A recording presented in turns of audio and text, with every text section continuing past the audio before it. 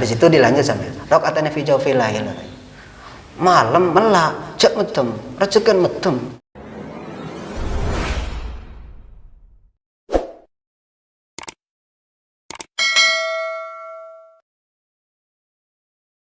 Assalamualaikum warahmatullahi wabarakatuh. Waalaikumsalam.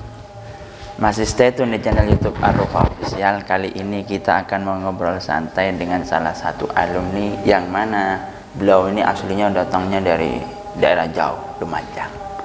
Tapi beliau berkeluarga bermukim sekarang di daerah selatan, bertetangga dengan Nyai Roro Kidul, Wuluan. Beliau adalah Bapak Nikmat Rofandi. Langsung saja kita akan menyapa dan bertanya-tanya kepada beliau. Assalamualaikum, Pak. Waalaikumsalam warahmatullahi wabarakatuh, Gus. Sehat dengan? Alhamdulillah selalu sehat.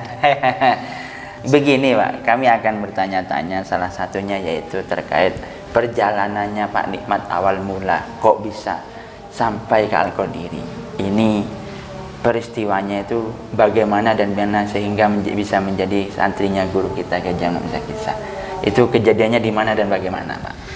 Nih, Gus, untuk awal mula kenal dan mondok di Al-Qadiri itu bermula dari manakib yang diadakan oleh Pak Haji Hartono, insya Allah tidak salah, daerah Lumajang, Kelompok Alam.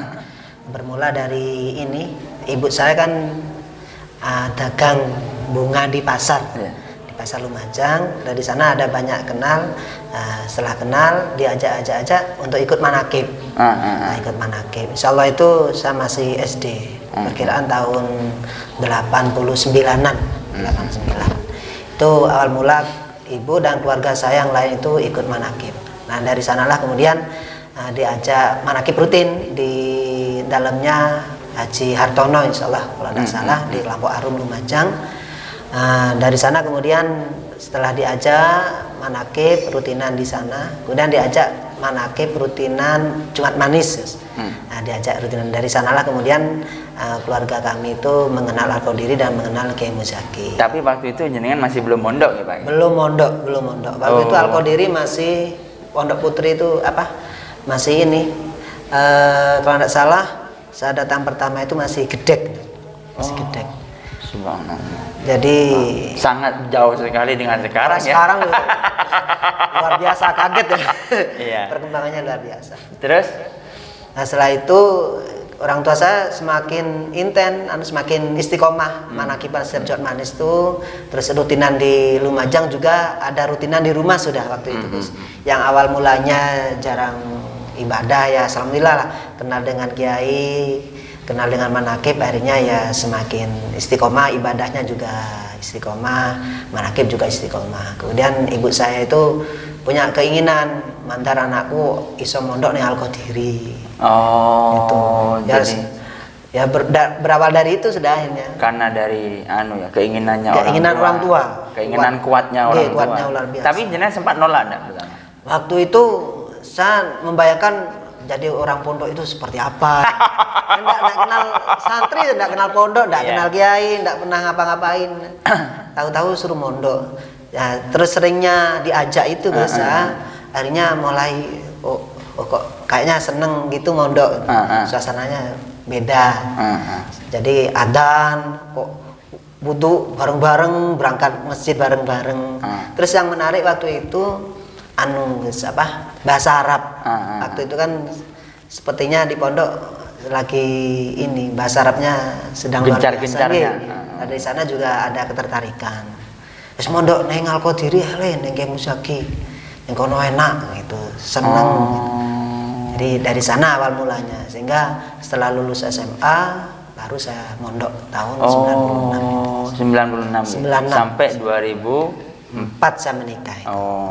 Sampai 2004. Jadi begini, Pak, juga diantaranya yaitu kan jenengan ini selama dari 96 ke 2004 kan selama 8 tahun menjadi santrinya guru kita Kiai Haji Hamzah Miza Kisah. Tentu kan ada beberapa hal peristiwa yang sulit diterima akal, di luar nalar logikanya panjenengan. Yang langsung panjenengan itu mengalaminya. Salah satunya diantaranya apa, Pak?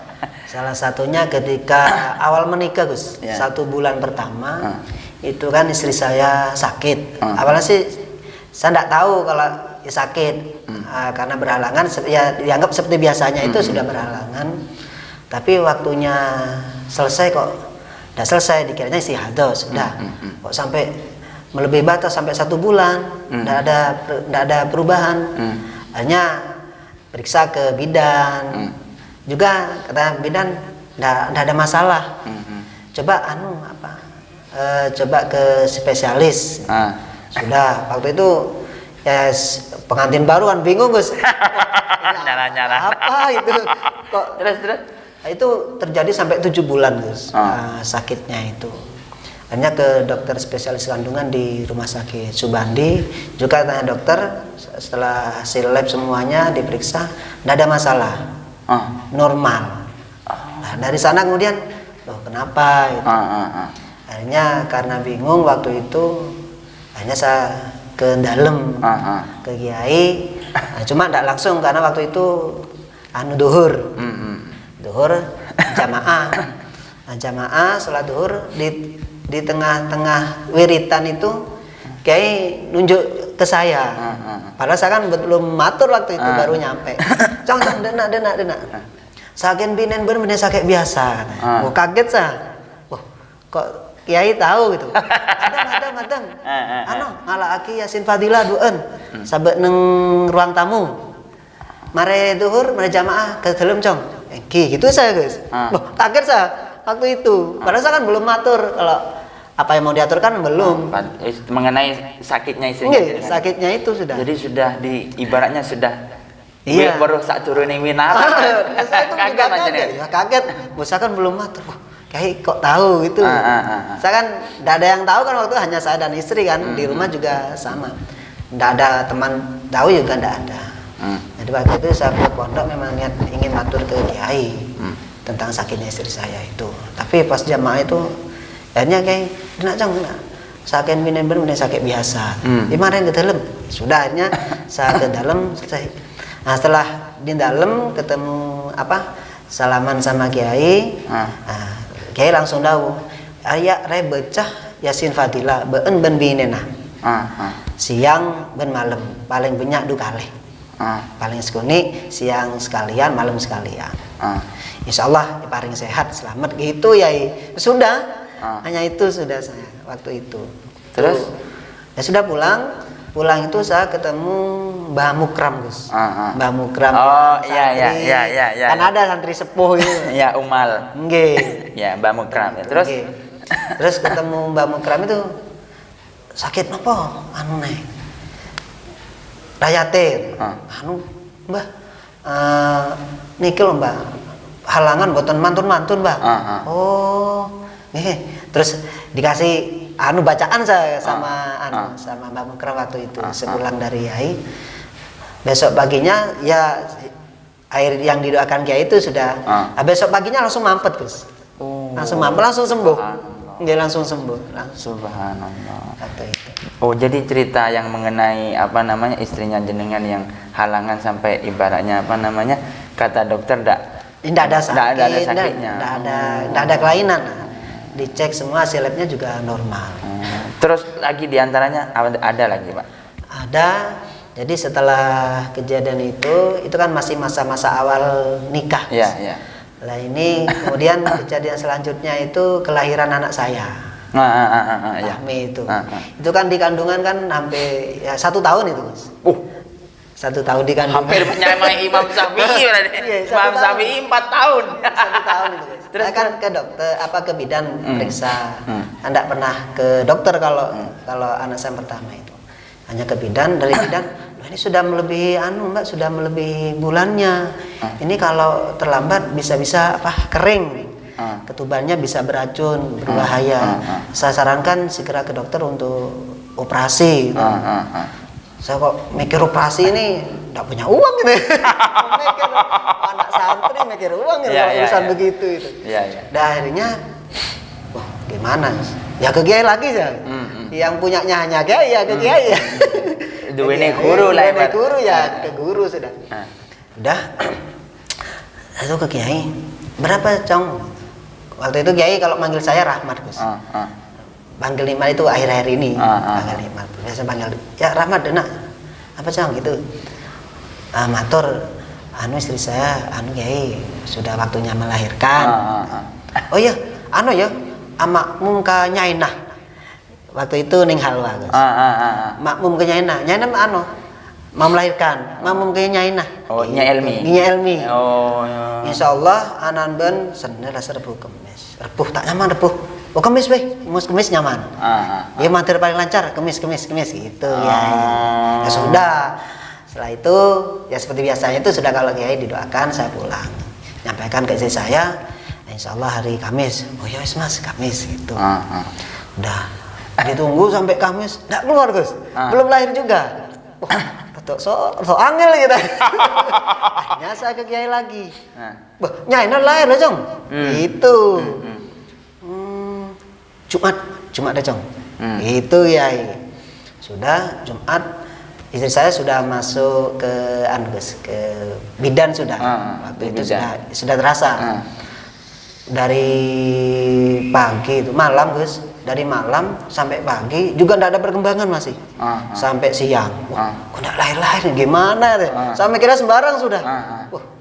Habis itu sampai sore. Saya sudah mulai gelisah Gus. Karena dawuhnya Kiai Jumat. Waktu pertama dawuh Kamis tidak lahir. Habis itu dawuh lagi Jumat, kok belum lahir juga. Akhirnya saya ngomong ke perutnya istri saya, guys. Lek sampean lek terima manut Yai metu saiki gitu saya. Lek manut Yai metu saiki. Akhirnya lahir guys. Oh, setelah itu. Iya, saya ngomong itu ke perut istri saya. Tangan yang sakti udah. Saya juga sangat ya apa ini kan harus Jumat dawuhnya Kiai. Harus Jumat ya Jumat gitu ya. Akhirnya saya ngomong ke istri saya waktu itu. Boleh manut nang Yai metu saiki. Alhamdulillah keluar guys. Ada 1 tahun ya Pak? Iya, 1 tahun itu. Terus lagi yang selain itu ada Pak? Ada lagi itu rentetan peristiwa itu. Lahirnya anak saya. Nah, lahirnya anak saya itu kan kondisi ekonomi sejak awal nikah itu kondisinya ya boleh dibilang anak pondok. Terus kok nikah enggak punya kerjaan waktu. Iya, pasti sudah banyak yang mencibir itu. Mencibir. Maha benar netizen lah ibaratnya. Terus bagaimana? Sudah lahirnya anak saya kan itu kan ini ya mulai dari peralatan itu enggak punya. Karena kondisi ekonomi juga sulit waktu itu. Gaji saya di MTS itu waktu itu 70.000 Gus. 70.000. Jadi awal menikah itu gaji saya 70.000. Sampai akhir anak saya dilahirkan itu juga masih belum ada perubahan. Income lah income. Nah waktu itu sudah ada kebimbangan lah Gus. Lahirnya anak saya itu membuat saya awal kehidupan ekonomi awal mula saya menikah terus sampai punya anak itu ekonomi kan masih relatif ke bawah lah. Sangat di bawah. Bahkan saya berangkat ngajar itu ke sini itu harus pinjam untuk bisa berangkat itu. Akhirnya karena bingung, akhirnya saya pulang ke rumah Lumajang itu ngasih tahu ke ibu saya. Bu, kate leren ngajar tekan kok diri. Boh, ndak usah le. Mati urip nyalok Yai. Ojo nyalok sugih. Sama lek sugih saiki sombong katanya ibu saya. Nah sudah saya pulang Gus, pulang. Habis itu ndak lama belum ada perubahan, ya maksudnya masih gelisah. Saya masih gelisah. Akhirnya saya ke Kiai. Ke Kiai lagi saya. Duene Kiai. Punyanya Kiai. Hanya punya Kiai saya. Terus iya ke Kiai. Udah ke Kiai, ia bawa air. Pengen ya istilahnya saya tidak tahu sudah waktu itu. Oh ya sematur saja. Bingung sudah mau matur apa. Saya juga tidak tahu. Mau matur berhenti dari akodi juga saya tidak paham juga. Waktu itu bingung lah istilah bingung. Akhirnya saya ke dalam, belum nyampe dalam, maksudnya baru masuk di teras itu guys. Belum duduk, baru mau bukaan. Kiai langsung gini saya, di masalah apa katanya? Masalah ekonomi, masalah keluarga, masalah dunia, masalah akhirat katanya. Kaget saya Gus. Oh ya Allah saya. Belum sempat duduk saya. Hanya duduk pelan-pelan. Nggak, jadi saya buka, akhirnya saya pegang dan mendengarkan daunnya Kiai. Tambah dretek sama ya Pak. seperti di torkop saya. Berat rasanya. Terus Habis itu dilanjutkan sama Kiai. As-sholatu ala waktiha daunnya Kiai begitu. As-sholatu ala waktiha. Mak tepak gitu ya. Ini ya. Oh, belum tepak sholatnya memang. Habis itu dilanjut sampai rakaatane fi jawfil lail. Malam melak, cek medem, rejekan medem. Oh, itu set. ya. Wah, ini saya betul semua daunnya Kiai. Medem saya memang Gus. Oh, medem ya. Subuh jamaah. Itu ya. Subuh jamaah. Itu ya. 2 rakaat duha. Itu ya. Akhirnya pas itu yang Terakhir menyebabkan. macam Fatihah kan kok betong atos. Engkau satu kabulajat katanya. Wah. Jadi yang diberikan Kiai tidak saya amalkan memang waktu itu Gus. Fatihah itu tidak saya amalkan. Pulang itu tidak. Tapi setelah itu ya saya coba sudah. Akhirnya ya alhamdulillah 2008 gaji saya bertambah 450. Oh itu barokahnya. Barokah sudah dan terus sudah sampai sekarang lah ibaratnya. 2011 itu ya alhamdulillah. Ya, semakin meningkat. Daunnya Kiai ya sebagian saya lakukan, sebagian masih ada yang belum lah ibaratnya. Ada yang belum sempurna. Ada yang belum sempurna. Terus Pak. Yang berasa kaget waktu itu, Kiai kok ngerti. Padahal saya belum matur. Belum matur. Saya enggak jadi matur, enggak salaman saya. Pulang mundur saya, Gus. Saking takutnya. Belum sampai enggak sempat salaman. Enggak salaman saya, Gus. Enggak berani. Itu bayangkan apa yang saya alami didawuhkan sama Kiai. Langsung yang didawuhkan gitu. Yang didawuhkan Kiai tidak saya lakukan memang. Akhirnya saya cerita ke istri saya kalau tidak salah 2 tahun kemudian saya cerita tentang dawuhnya Kiai itu. Ya kan tidak berani saya. Jadi jenengan sempat menyimpan menutup rapat-rapat ya Pak? Iya Gus. Dari istrinya panjenengan itu. Iya, jadi setelah kondisi membaik itu baru saya cerita. Terus katanya istrinya jenengan. Kok gak cerita? Cerita piye wong urip bendino isine cuma nangis mikir duit gitu kan. Mau cerita yang sedih-sedih gimana itu kan? Ya sudahnya setelah kondisinya membaik saya mulai bercerita sudah. Karena cerita sedihnya ketika diceritakan waktu seneng ya jadi tertawa Gus. Jadi tertawa. Jadi lecutan semangat lah Pak. Jadi yang sedih-sedih ternyata lucu. Iya. Terus Pak.